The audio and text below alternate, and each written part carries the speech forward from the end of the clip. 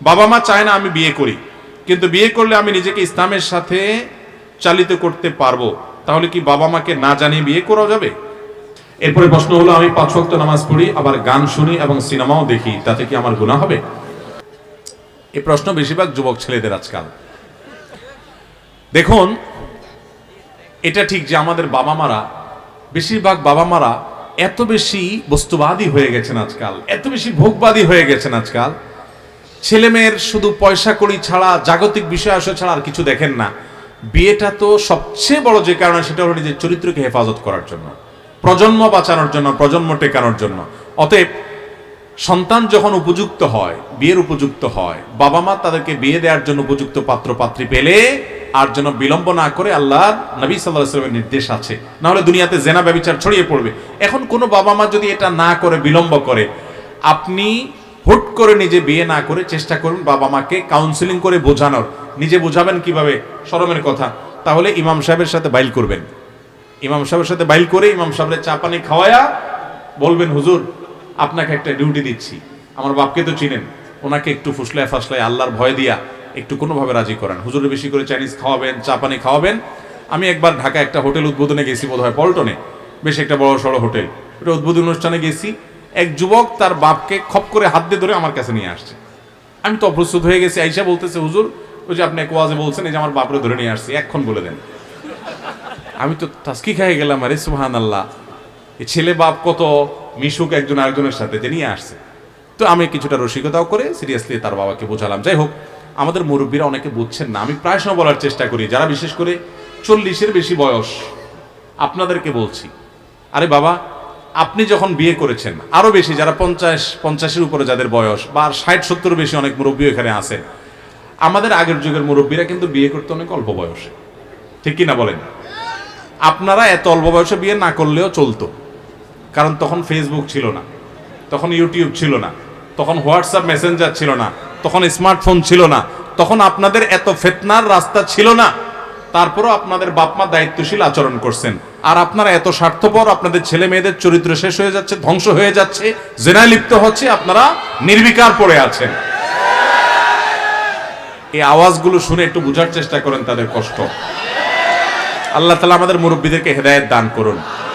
রসিকতা করছি না, আমি সমস্ত মাহফিলে, সব মাহফিলে এটা বলার চেষ্টা করি, ছেলের বাবারা আল্লাহর ওয়াস্তে ছেলেদের বিয়ে দেওয়ার ব্যাপারে আন্তরিক হন। পায়ে দাঁড়ানোর অজুহাত দিয়া 30-35 পর্যন্ত বয়স ঠেলে নিয়ে যায়েন না। মনে রাখবেন, আপনার সন্তানের চরিত্র কোটি কোটি টাকার চাইতে দামি।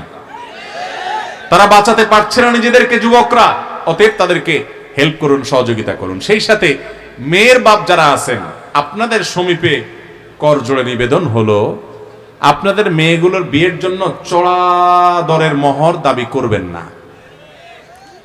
বিয়ে দিবেন, ছেলেটার বেতন 20,000 টাকা, মোহর ধরেন 20 লাখ টাকা। আল্লাহ আপনার কি আকল দিছে বলেন? এটা কি মোহর না তামাশা? 20,000 টাকা বেতনের ছেলের কাছে যখন মেয়ে বিয়ে দিচ্ছেন, মোহর 50,000 হতে পারে, 1 লাখ হতে পারে। এই ছেলেকে 20 লাখ টাকার মোহর, 30 লাখ টাকার মোহর যে চাপায় দিচ্ছেন, এটার মানেটা কি? অসৎ উদ্দেশ্য। যদি বিয়ে ভেঙে যায়, তাহলে 30 লাখ টাকা আদায় করব, এটা একটা বাণিজ্য বানায় ফেলছে মেয়ের বাপরা। ইন্না আযমান নিকাহি বারাকাতান আইসারুহা মাউন, হাদিসে আসছে, যে বিয়েতে খরচ, বিশেষ করে মোহর যত কম থাকে, সেটাতে আল্লাহ বরকত তত বেশি দেয়। আমাদের বাপ চাচাদের বিয়ের মোহর কত ছিল জিজ্ঞেস করেন তো? 2 টাকা, 5 টাকা, 10 টাকা। আপনি বলবেন তখনকার 10 টাকা, তখনকার 10 টাকা এখনকার 10 লাখ টাকা সমান তো না। এই মোহর ছিল। বিয়েগুলোকে টিকছে না, সব ভেঙে খানখান হয়ে গেছে। শুধু টিকে নাই, সুপারগুলো আঠার মতো মহব্বত লেগে আছে। আর এখন 20 লাখ, 30 লাখ, 40 লাখ, 50 লাখ মোহর ধরেন, কোনো লাভ নাই। আরো কয়েক বছর আগে জাতীয় দৈনিক বলছে, প্রতিদিন ঢাকা শহরে 39টা বিবাহ ভাঙে, ভেঙে সব টুকরা হয়ে যাচ্ছে, মেড ইন চায়না হয়ে গেছে সব ভালোবাসা। অতএব মোহরের বড় ফিগার কখনো সংসার টেকাতে পারে। মেয়ের বাবারা এই অসততার পথ পরিহার করবেন, পয়সাওয়ালা ছেলে খুঁজবেন না। ফজরের নামাজে জামাতে কোন যুবক হাজির হয় নিয়মিত, নামাজ লম্বা লম্বা কেরাত দিয়ে কোন যুবক পড়ে, কোন যুবক বিনয়ের সাথে চলাফেরা করে, এই যুবককে খুঁজে বের করেন। আল্লাহর কসম, কোটি কোটি টাকার মালিক যুবকের চাইতে এই যুবক অনেক শ্রেষ্ঠ। আপনার মেয়ের জীবনটাকে জীবন্ত জান্নাত করে দিতে পারে এ ধরনের যুবকের সঙ্গ। আল্লাহ আমাদের মেয়ের বাবাদেরকে হেদায়েত দান করুন, বুঝার তৌফিক দান করুন। তাহলে ভাই মূল প্রশ্ন ছিল যে এখন বাপ মারে বাদ দিয়ে বিয়ে করবেন কিনা। আমি কিন্তু সে বুঝা বাজা জায়গায় আনছি যে বাপ মাকে বুঝায় করেন, বাবা মার অবাধ্য যথাসম্ভব হতে যাবেন। হ্যাঁ, যদি এমন হয় যে আপনার চরিত্র হেফাজত করতে পারছেন না, আপনি আলহামদুলিল্লাহ প্রাপ্তবয়স্ক ছেলে, বাবা মা কোনোভাবে ইসলাম বুঝেই না, তাহলে সেক্ষেত্রে আপনি এটা করতে পারেন। কিন্তু তার আগে অবশ্যই বিচক্ষণ কোনো আলেমের সাথে ইন্ডিভিজুয়াল আপনার কেসটাকে ভালো করে বলে তার কাছ থেকে সমাধান নেবেন, তারপরে সিদ্ধান্ত নেবেন। কারণ আপনি বয়স কম হওয়ার কারণে, অনভিজ্ঞ হওয়ার কারণে এমন কোনো জায়গায় পা দিয়ে ফেলতে পারেন যেটা আপনার বিপদ ডেকে আনবে। বিধায় খুব সাবধানে পা ফেলতে হবে। আল্লাহ কোরআনে অভিভাবকদেরকে নির্দেশ করেছেন, ও আনকিহু, তোমরা তোমাদের অধীনস্থদেরকে বিয়ে দাও। আল্লাহ তাআলা নির্দেশ করেছেন। পয়সা নাই পায়দানে কথা বলছেন, আল্লাহ তাআলা আয়াতে শেষেও বলে দিয়েছেন, ইউগনিহিমুল্লাহু মিন ফাদলি, আল্লাহ আপন অনুগ্রহে ওদের পয়সার ব্যবস্থা করে দিবেন, ওদেরকে না খাওয়িয়ে মারবেন না, অতএব বিয়ে দাও।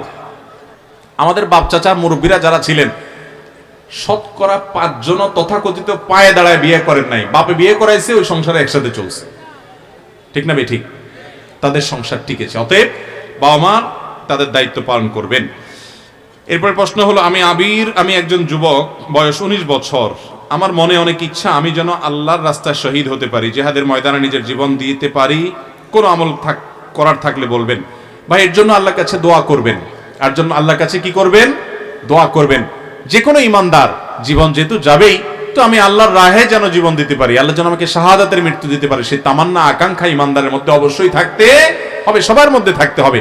আল্লাহ তাআলা আমাদের সবাইকে সে মর্যাদাপূর্ণ মওত নসিব করুন। বড় অঙ্কের মোহর দাবি করে ওমর রাদিয়াল্লাহু তাআলা দোয়া করতেন, আল্লাহুম্মা ইন্নী আসআলুকা শাহাদাতান ফি সাবিলিক, আল্লাহ আপনার রাহে শাহাদাতের মৃত্যু আমি চাই। অতএব সে দোয়া বেশি বেশি করবেন। ইখলাস সোনার হরিণ হয়ে গেছে ভাই, আমি দোয়া চাই, আমাদের ভাইদের জন্য দোয়া করবেন ইনশাআল্লাহ। এরপরে প্রশ্ন হলো, আমি 5 ওয়াক্ত নামাজ পড়ি, আবার গান শুনি এবং সিনেমাও দেখি, তাতে কি আমার গুনাহ হবে? গান শুনেন, সিনেমা দেখেন, আবার নামাজও পড়েন, আপনার দৃষ্টান্ত হলো ওই ব্যক্তির মতো যে ব্যক্তির অসুখ হয়েছে, অসুখ হওয়ার পর তিনি ঔষধও খান আবার বিষও খান। ঔষধে তো রোগ ভালো হয়ে যাবে, কিন্তু বিষে তিনি মারা যাবেন। ভাইরা আমার, হারাম যেগুলোকে আল্লাহ তাআলা হারাম করেছেন সেগুলো এমনি এমনি হারাম হয় নাই ভাই।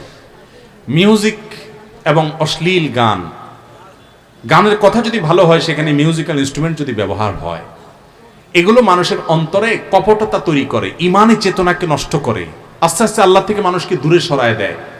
খুব কম সংখ্যক মানুষই এগুলোর আসক্তি থেকে একটা পর্যায়ে পরিপূর্ণ তাকওয়ার পথে আসতে পারে। অনেকে আসে, আল্লাহ যাদেরকে তৌফিক দেন। এই জন্য এগুলোকে আল্লাহ তাআলা হারাম করেছেন।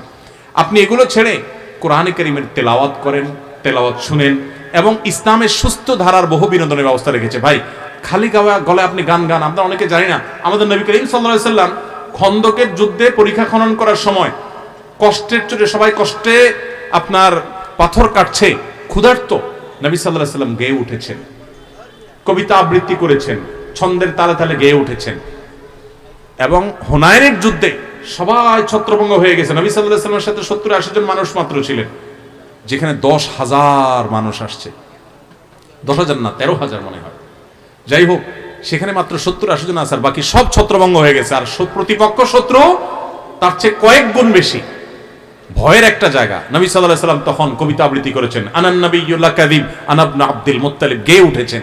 ভাইরা আমার, আমাদের শ্রমিক ভাইরা দেখবেন কষ্টের কাজ করলে গান ধরে, খেয়াল করছেন?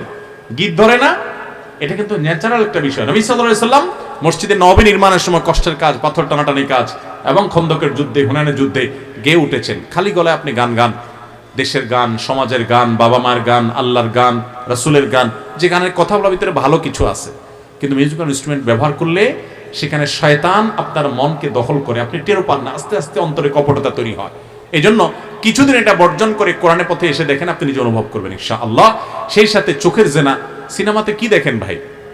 বলে যে সিনেমাতে আপনার এক ভিলেন ভাই কোন একটা টেলিভিশন অনুষ্ঠানে আমার সাথে গেস্ট হিসাবে আসছিলেন, তো উনি প্রসঙ্গত বলতেছিলেন যে দেখেন, আমরা এই যে ভিলেনের অভিনয় করি, কেন করি?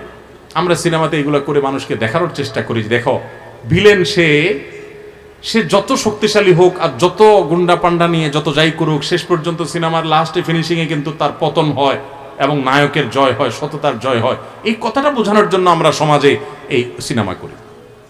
সুবহানাল্লাহ বলবেন না? আমার কথা হলো, সিনেমা দেখে চুরি ছাড়ছে, চামারি ছাড়ছে, ডাকাতি ছাড়ছে, বাপমার অবাধ্যতা ছাড়ছে, ভালো হয়ে গেছে, এরকম একটা মানুষ দেখাতে পারবেন?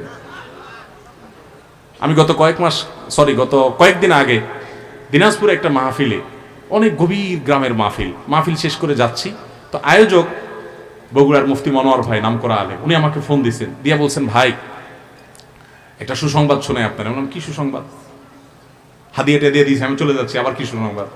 তো বলো, সুসংবাদ হলো ভাই, আপনি বউ শাশুড়ি নিয়ে কথা বলেছেন এবং সেখানে প্রচুর মহিলা ছিলেন। এক বৃদ্ধা তার বাড়িতে যাওয়ার পর তার বৌমার সাথে তার দীর্ঘদিন কথাবার্তা নাই, আলাপ সালাপ নাই, দা কুমড়া সম্পর্ক, ইউক্রেন রাশিয়া যুদ্ধের মতো, একজনের জন্য চেহারা দেখতে পারে না। বিশেষ করে বউর প্রতি শাশুড়ি জুলুমটা করছে মূলত। তো এখন শাশুড়ি এখান থেকে কিছু কথা শোনার পর আল্লাহর ভয় আসছে, সে বাসায় গিয়ে বৌমাকে জড়ায় ধরে চোখের পানি ফেলে সব কিছু ভুলে গেছে এবং বলছে, আমি আর তোমার প্রতি অবিচার করবো না মা, বহু করেছি, তুমিও মাফ করো, আল্লাহ আমাকে মাফ করো। এই কাজটা করে ভদ্রমহিলা আবার ফোন করে আয়োজকদের কাকে ফোনে জানাইছে, তারা আমাকে জানাইলেন। আমি একটা বড় নিঃশ্বাস ফেলে বললাম, আলহামদুলিল্লাহ। ভাইরা আমার, এটাই সাফল্য। তো এই নাটক সিনেমা থেকে মানুষ বলে সমাজে অনেক কিছু শিখে, এগুলাতে শিখে কোনো মানুষ হয়েছে এমন দেখতে পারবেন না। এগুলা দেখে বহু পোলাপাইন তথাকথিত প্রেমকে জয় করতে গিয়ে বাবা মার অবাধ্য হয়ে আত্মহত্যা পর্যন্ত করছে, এরকম শত শত ঘটনা আছে। অতএব এগুলো ছেড়ে দেন, আল্লাহর ভয়, এগুলো হারাম। চোখের জেনা করবেন না, চোখের জেনা করবেন না। সিনেমাতে কি দেখেন? সারাদিন গান শুনেন, প্রেমের গান সম্পর্কে বাংলাদেশে একজন বড় আলেম মুফতি কাজী ইব্রাহিম হাফিজাহুল্লাহ, তার একটা উক্তি আছে, বড় চমৎকার উক্তি। তিনি বলেছেন, ফাক্কাল্লাহু আসরাহ, মুফতি সাহেব বলেছেন যে ভাই, এই যে অবৈধ প্রেম, 2 নম্বর সম্পর্ক, বিবাহের মধ্যে যেটা হয়, এটার আলটিমেট রেজাল্ট কি জানেন? আলটিমেট রেজাল্ট হলো জ্বালা পোড়া, অস্থিরতা, মনে হয় যে সুখ শান্তি হয় না। সুখ শান্তি ওই স্বামী স্ত্রী জামাই বই হয়, শেষ পর্যন্ত ওই জায়গায় হয় না। বলে প্রমাণ? উনি বলে, প্রমাণ হলো প্রেমের যত গান আছে, এটার নাম দিছে প্রেম। আমার প্রেম বলতে লজ্জা হয়, এটা ভণ্ডামি। কিসের প্রেম? প্রেম হলো স্বামী স্ত্রীর মধ্যে। এখানে হলো চটপটি খাওয়ার ধান্দা, ফুচকা খাওয়ার ধান্দা, ছেলেদের ফুসনষ্টি করার ধান্দা, নাম দিছে প্রেম। এটা কয়টা বিয়ে পর্যন্ত গড়ায়? সব 2 নম্বরই। কয়েকটা মেয়ের সাথে বদমাইশিতে লিপ্ত। এদিকে হুজুর এসে বলে, হুজুর মহিলা মাদ্রাসার একটা মেয়ে দেখবেন আমার জন্য। আমি বহুত ছেলেকে এরকম দেখছি, যে হাব বাব এরকম ব্যক্তিগতভাবে চিনি, তখন সাবধান করি, কারণ বিয়ে করার সময় রাবিয়া বলছি খুঁজে আর দুনিয়ার কাম করে। যাই হোক, তো এই প্রেমের গান বলে যেগুলারে বলেন আপনারা, এগুলোর বেশিরভাগ দেখবেন যে জ্বলে গেল রে, পুড়ে গেল রে, শেষ হয়ে গেল রে, বাঁচাতে পারবে না কেউ, আমি মরে গেলাম রে, শেষ হয়ে গেলাম রে, ঠিক না? ওর ধ্বংস এমনি দুনিয়া থেকে হয়ে গেছে, আল্লাহর গজবের উপর এমনি নাজিল হয়ে গেছে। এই জন্য হারামে কখনো আরাম নাই। অতএব ভাইরা আমার, 5 ওয়াক্ত নামাজ যে ভাই পড়েন, তিনি মেহরবানি করে এই হারামগুলো ছেড়ে দেন, এগুলো করবেন না।